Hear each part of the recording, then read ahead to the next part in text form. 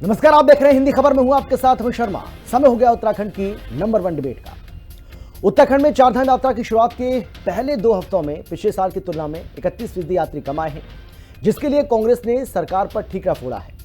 कांग्रेस के प्रदेश उपाध्यक्ष सूर्यकांत धस्माना ने कहा है कि नैनीताल में नाबालिग के साथ रेप की घटना को सांप्रदायिक रंग देने से देश और दुनिया में गलत संदेश गया और इसीलिए पर्यटकों के साथ ही तीर्थयात्री भी चारधाम यात्रा से दूरी बनाए हुए हैं।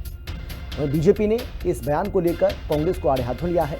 इस पर एक रिपोर्ट आपको हम दिखाएंगे, लेकिन बड़ा सवाल यही है कि कांग्रेस पार्टी आखिर इसको नैनीताल वाले मामले से क्यों जोड़ रही है। कांग्रेस पार्टी का यह कहना है कि जिस तरीके से वहां सांप्रदायिक तनाव का माहौल देखने को मिला था, उससे प्रदेश की बदनामी हुई और उसी को देखते हुए लोग जो है वो चारधाम यात्रा में कम संख्या में पहुंच रहे हैं, श्रद्धालु यहाँ पर कम संख्या में आ रहे हैं।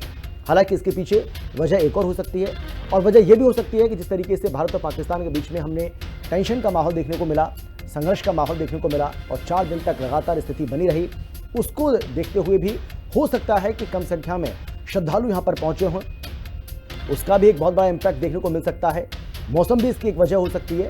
लेकिन कांग्रेस पार्टी का ये कहना है कि नैनीताल में सांप्रदायिक तनाव का माहौल देखने को मिला, वहाँ पर एक बच्ची के साथ दरिंदगी होती है, रेप कांड की जो घटना घटी, उसके बाद सांप्रदायिक माहौल ख़राब होता है, हिंदू मुस्लिम के दंगे वहाँ पर होते हैं, हिंसा का दौर वहाँ पर चलता है और इसी वजह से ये मामला जो है वो गर्मा गया और जब मामला गर्माया तो उसके बाद श्रद्धालु यहाँ पर आना उन्होंने उचित नहीं समझा और इससे प्रदेश की बदनामी हुई और यही वजह है कि कम संख्या में जो यात्री हैं वो यहाँ पर पहुँचे हैं।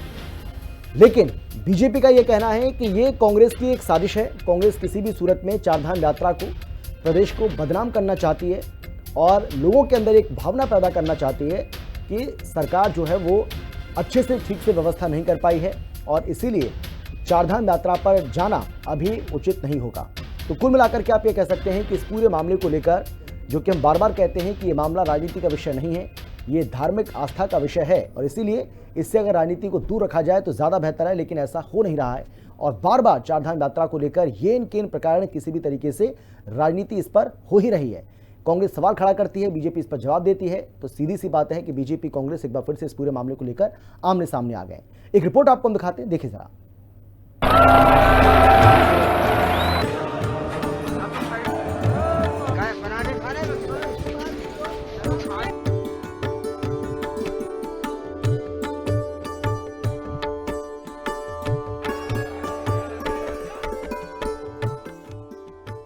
चारधाम यात्रा में श्रद्धालुओं की संख्या हुई कम। कांग्रेस बोली नैनीताल रेप कांड पर बवाल कारण।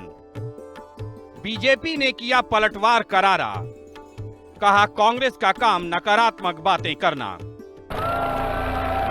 उत्तराखंड में 30 अप्रैल को धूमधाम से चारधाम यात्रा की शुरुआत हुई, जिसमें कपाट खुलने के समय चारों धाम में श्रद्धालुओं की भारी भीड़ उमड़ी। लेकिन शुरुआती उत्साह के बाद यात्रा की गति धीमी पड़ी है, जिसका नतीजा है कि यात्रा के पहले 2 सप्ताह में पिछले साल की तुलना में इस साल अब तक 31% यात्री कम आए हैं। साल 2024 की यात्रा की तुलना में इस बार लगभग 3 लाख कम यात्री देवभूमि पहुंचे हैं। माना जा रहा है कि भारत पाक तनाव से बने भ्रम और आशंकाओं के कारण चारधाम यात्रा अपने चरम पर नहीं पहुंच पाई है। 2024 में यात्रा के पहले 2 सप्ताह में 9,61,302 श्रद्धालु पहुंचे, जबकि 2025 में 6,62,446 श्रद्धालु ही अब तक चारों धाम पहुंचे हैं। भारत पाक तनाव को यात्रा के फिलहाल धीमा पड़ने का कारण भले ही माना जा रहा हो, लेकिन कांग्रेस ने इसके लिए सरकार पर दूसरा ही आरोप मढ़ दिया है।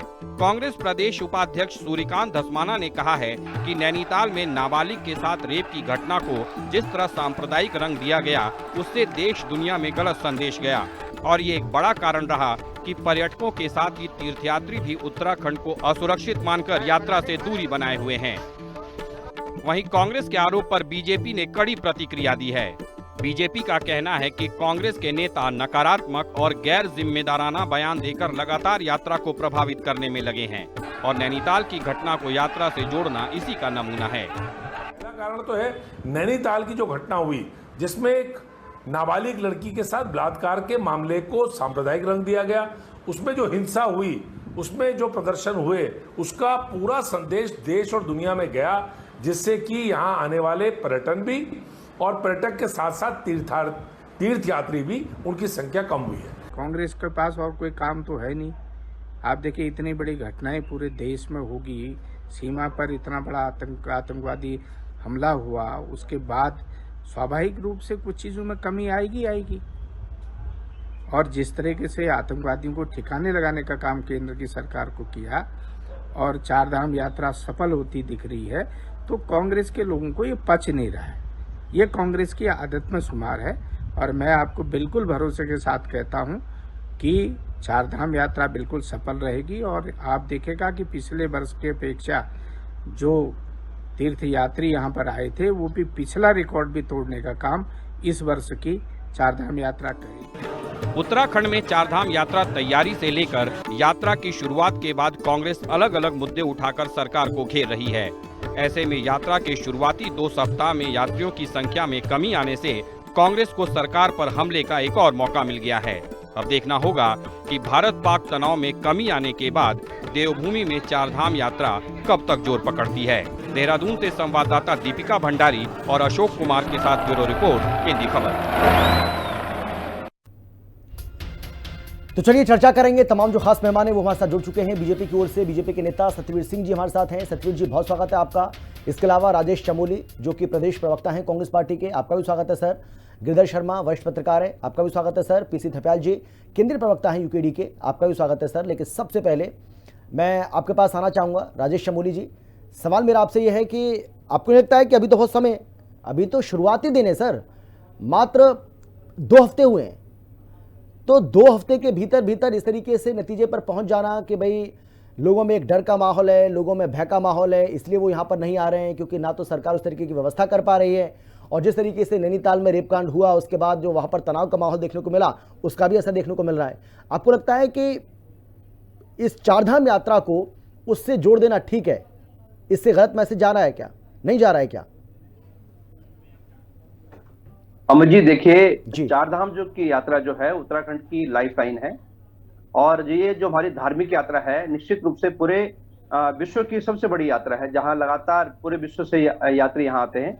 और हमारी हमेशा यही कामना रही है, चाहे पक्ष में रहे हो चाहे सत्ता में रहे हो, कि उत्तराखंड की चारधाम यात्रा सुचारू रूप से चले और यहाँ के जो रोजगार की जो मतलब अवसर हैं लोगों के लिए वो निश्चित रूप से और आगे बढ़ते रहें।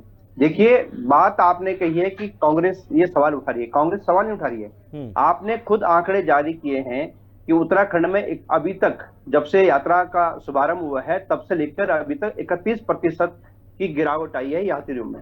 अब उसके पीछे निश्चित रूप से हम तमाम बुद्धिजीवी लोग हों, चाहे सरकार में हो चाहे विपक्ष में हो, तमाम आकलन करते हैं कि क्या ऐसी कमी है जो उत्तराखंड में चारधाम यात्रा में 31% की कमी आई है।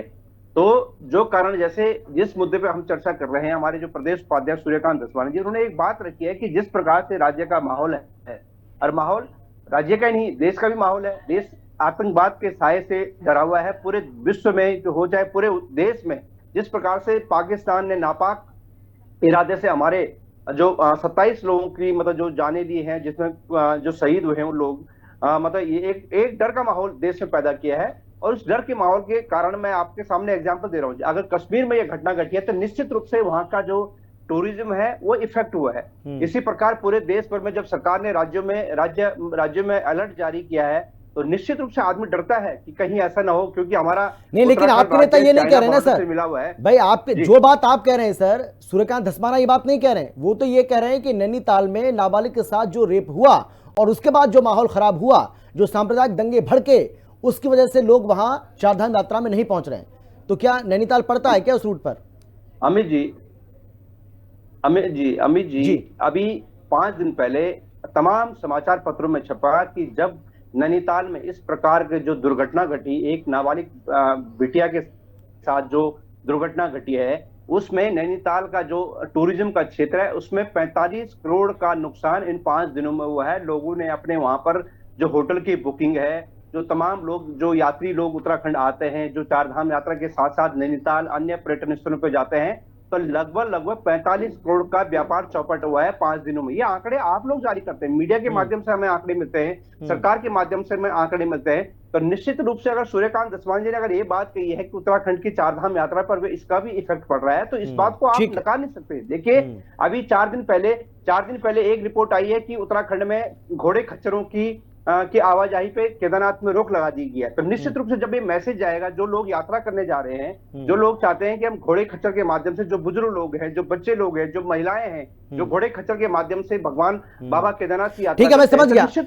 सत्यवीर जी आपको क्या लगता है ये जो कमी आई है, ये जो आंकड़े सामने आए जिसमें ये कहा जा रहा है कि पिछले साल के मुकाबले 31% इसमें कमी आई है, क्योंकि अगर हम इस बार की बात, पिछले साल की अगर हम बात करें 2024 की, तो 9,61,000 से ज्यादा यात्री जो हैं ये 2 हफ्ते के भीतर यात्रा कर चुके थे, लेकिन इस बार 6,62,000 से ज्यादा ऐसे यात्री हैं जो यात्रा कर किए हैं। यानी कि कुल मिलाकर के आप ये कह सकते हैं कि 3 लाख का जो सीधे तौर पर अंतर है वो आ रहा है। वजह क्या है इसकी सर?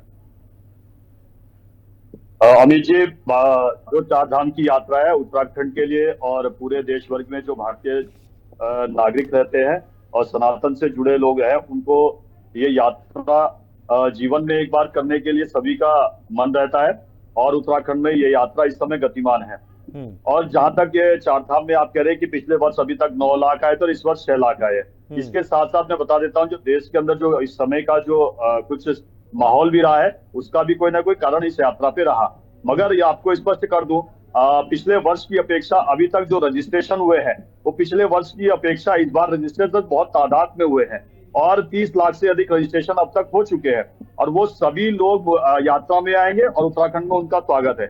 जहां तक कांग्रेस का सवाल है कि जब भी इस प्रकार के धार्मिक आयोजन होते हैं देश के अंदर, चाहे किसी भी राज्य में आयोजन होते हैं, समाज के माध्यम से जो आयोजन होते हैं, कांग्रेस में उसने किस प्रकार का अपना रुख अपनाया वो सबके सामने स्पष्ट है। और यही नहीं, मैं स्पष्ट भी कर देना चाहता हूं कि इनकी 2 राज्यों में भी, वैसे 3 राज्यों में सरकारें हैं, 2 राज्यों में स्पष्ट रूप से बता देना चाहता हूं, हमसे लगता है हिमाचल राज्य है, वहां पर जो सुक्खू इस समय मुख्यमंत्री है वो तो मंदिरों से पैसा ले रहे हैं। और ये लोग कहते थे कि मंदिरों से क्या होता है, मंदिरों से अमित शाह जी बता देना चाहता हूं 32 तरह के रोजगार सृजन होते हैं, पूरी की पूरी एक व्यवस्था उससे जुड़ी हुई है। आज की परिस्थिति के हिसाब से देखा तो और से उससे भी ज्यादा रोजगार अब जुड़ गए हैं। और एक और बात बता दें तो कर्नाटक में इन्हीं की सरकार है, 445 करोड़ का राजस्व इनकी सरकार ने इकट्ठा किया। वो तो मंदिरों के या समाज के उस वर्ग के हित में उपयोग होना चाहिए था, मगर 303 करोड़ इन्होंने मस्जिद, मदरसे और चर्चों को देने का काम किया। और यहाँ पे किस प्रकार से चारधाम की यात्रा पे ये प्रवचन दे रहे हैं इनके। अच्छा, दूसरा, कांग्रेस को चारधाम की यात्रा से इतना प्रेम क्यों होने लग गया? और जितने यहाँ श्रद्धालु अभी तक आए ना, अमित जी ऑन रिकॉर्डेड कह रहा हूँ, जब इनकी सरकार 5 वर्ष में थी तब भी इतने श्रद्धालु नहीं आए थे।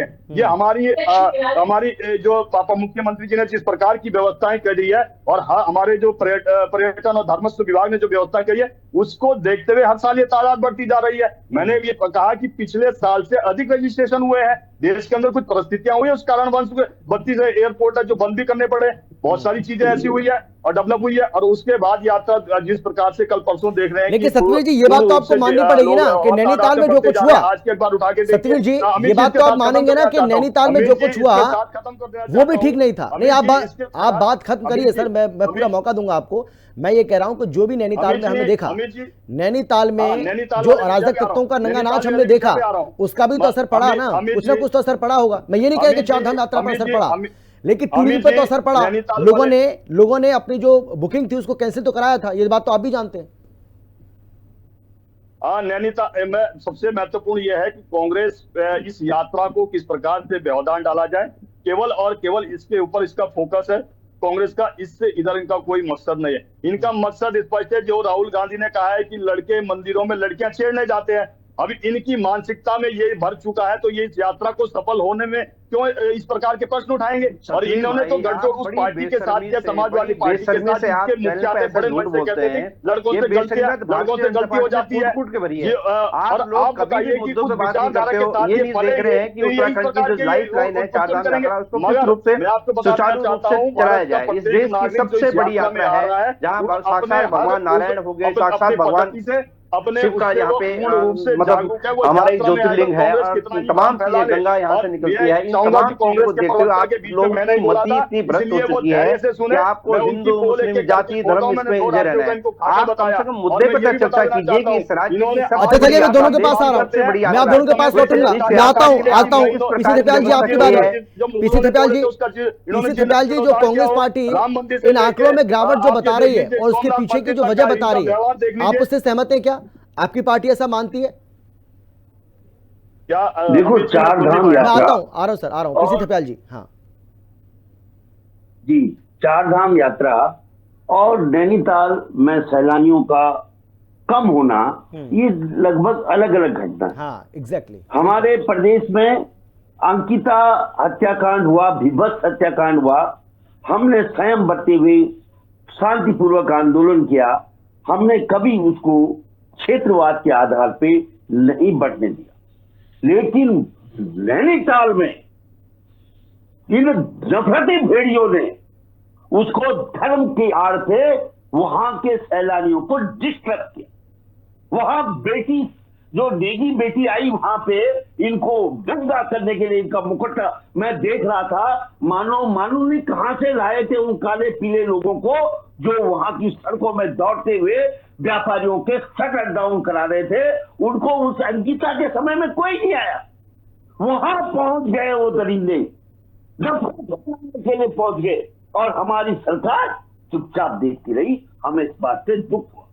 लेकिन जहां तक चार धाम यात्रियों में कमी आना है, उसका सीधा सीधा कारण हमारा ऑपरेशन सिंदूर का जब सर्वदलीय बैठक ने निर्णय लिया कि पहलगाम का बदला क्या करते हम, जब हमारी सरकार सुरक्षा देने में नाकामयाब रही, उन दरिंदों को नहीं पकड़ पाई जो सीमा पार से अमृतसर लाए, लेकिन सरकार का साथ देते हुए सारे देश ने सिंदूर ऑपरेशन का समर्थन किया। और सिंदूर ऑपरेशन से पहले जो एक मॉक ड्रिल की गई, वो मॉक ड्रिल एक भय पैदा करने के लिए जनता के बीच में इन एडवांस की गई। ये कह के कि हो मोगल ऐसा होगा, परमाणु युद्ध हो जाएगा तो तुम ऐसे छुपोगे, ऐसे छुपोगे, जिस तरह से इन्होंने कोरोना काल में हमें भयभीत करके मार दिया, लाखों को मार दिया था, भयभीत कर, ताली बजाओ, ताली बजाओ, इधर जाओ उधर जाओ। लेकिन अब जो चार धाम यात्रा कम हुई है, उस ऑपरेशन सिंदूर के कारण वो धीरे धीरे बढ़ेगी, क्योंकि यात्री कभी भी इनकी व्यवस्थाओं के भरोसे नहीं आता है। वो बाबा बद्री केदार के भरोसे यहाँ आता है, ये सच है।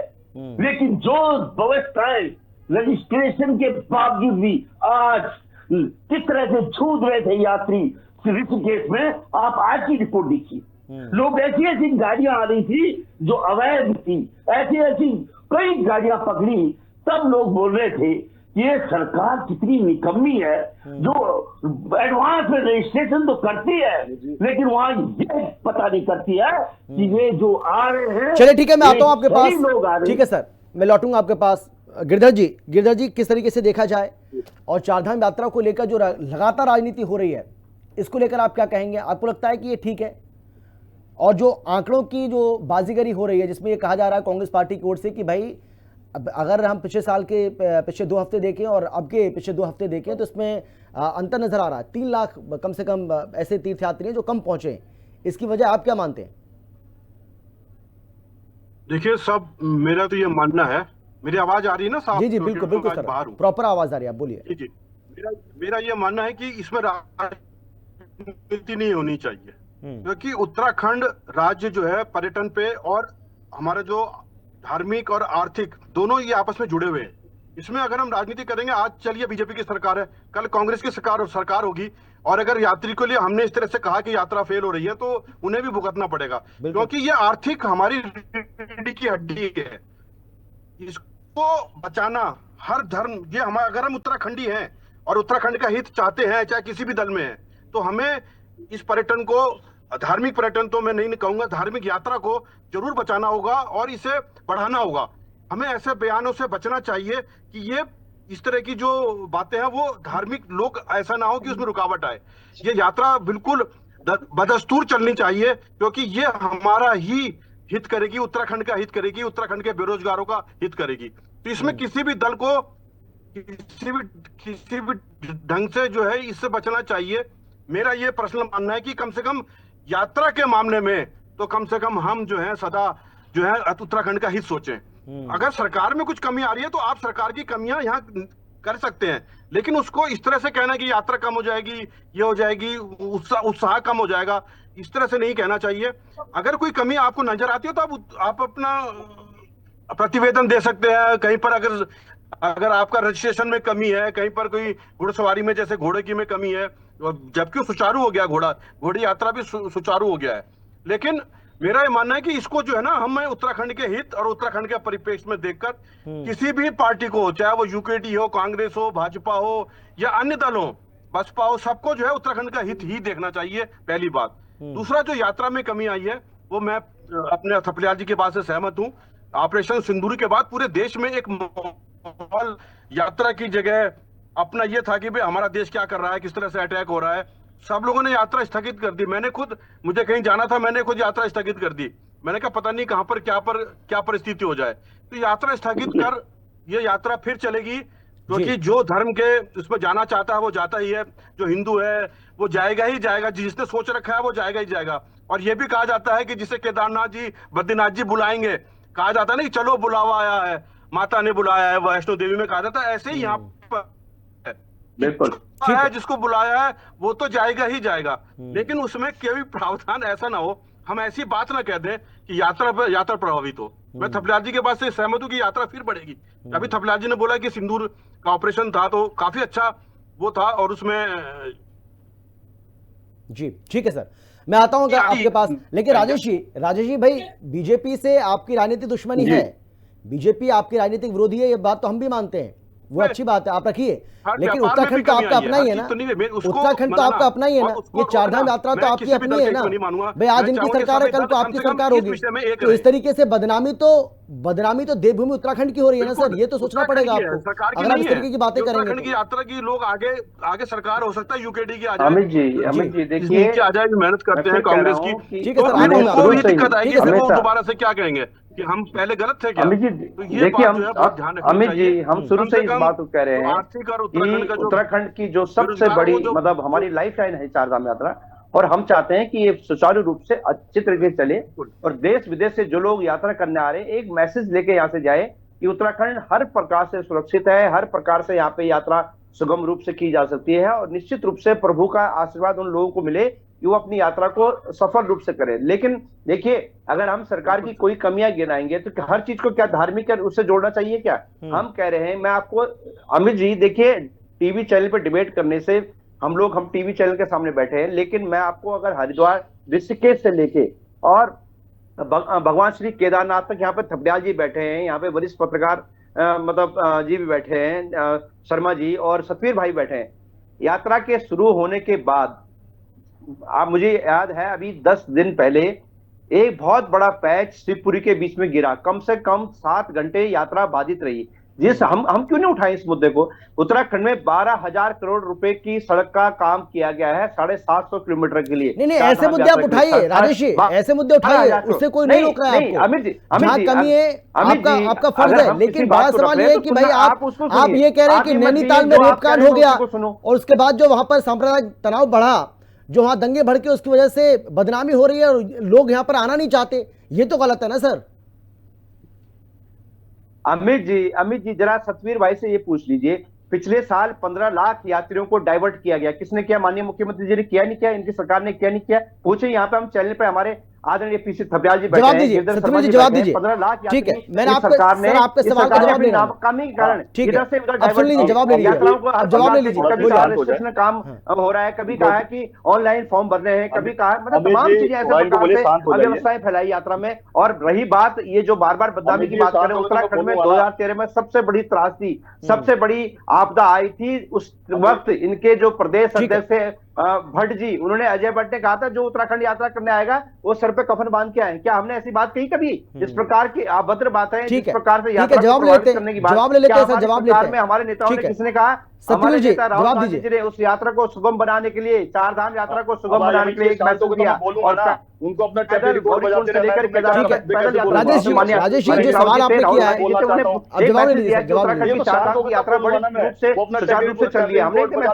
लेकिन इनके मंत्री, इनके विधायक क्या कहते हैं, इनके प्रदेश अध्यक्ष कहते हैं जो उत्तराखंड आए वो कफन बांध के आए। क्यों आए भाई कफन बांध के?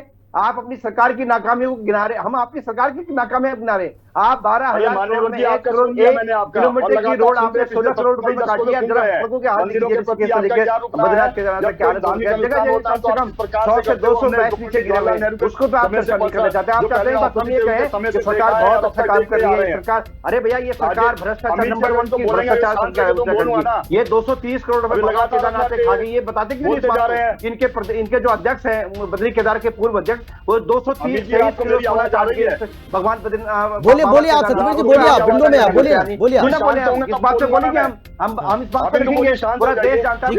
राजेश जी हो गया आपका, जल्दी से मैं राजेश जी का ऑडियो डाउन कर। अमित भाई आपके चैनलों में बहुत महिमा मंडन की थी बीजेपी की, जल्दी से सतवीर जी, समय बचा नहीं मेरे पास, जल्दी से बोलिए आप। राजेश जी मैं तब तक नहीं बोल, अमित जी बंद हो गए सर, वो चुप हो गए सर, बोलिए अपना ये टैप रिकॉर्ड बंद नहीं करेंगे। बोलिए चुप हो गए, लगातार बोले जा रहे हैं। बोलिए आप, बोलिए सर, बोलिए, समय नहीं मेरे पास। अमित जी जहां तक मैं बता देता हूं, अगर महिलाओं के साथ किसी प्रकार का दुर्व्यवहार हुआ है या उनके साथ किसी प्रकार की ये किसी ने ये इस प्रकार का कृत्य करने का काम किया है, अगर समाज खड़ा होता है तो कांग्रेस पे इसमें सांप्रदायिकता दिखती है। हाँ, मतलब इतना इनके अंदर इनकी मानसिकता इतनी गिर गई है कि मतलब महिलाओं के खिलाफ किसी प्रकार का गलत कार्य हुआ है, समाज खड़ा हो रहा है, उसमें भी बहुत धन्यवाद आप सभी का मेरे साथ जुड़ने के लिए, चर्चा में शामिल होने के लिए, अपनी बात रखने के लिए। लेकिन बड़ा सवाल यही है कि चारधाम यात्रा को लेकर आखिर सियासत क्यों, इसको लेकर राजनीति क्यों हो रही है? क्योंकि राजनीति का विषय है ही नहीं। दोनों ही पार्टियों को, मैं तो कहता हूं तीनों ही पार्टियों को, चाहे बीजेपी हो, कांग्रेस हो या यूकेडी हो, सभी को मिलजुल कर चारधाम यात्रा को सफल बनाना चाहिए, ताकि ये देवभूमि का मामला है, ये उत्तर प्रदेश की, माफ कीजिएगा, ये उत्तराखंड की अस्मिता से जुड़ा हुआ मामला है। चारधाम यात्रा अगर सफल होगी तो इसमें सभी की भलाई है, इसीलिए इस पूरे मामले को लेकर राजनीति ना हो तो ज्यादा बेहतर है। फिलहाल इतना ही, आप देखते रहिए दिल्ली खबर। नमस्कार।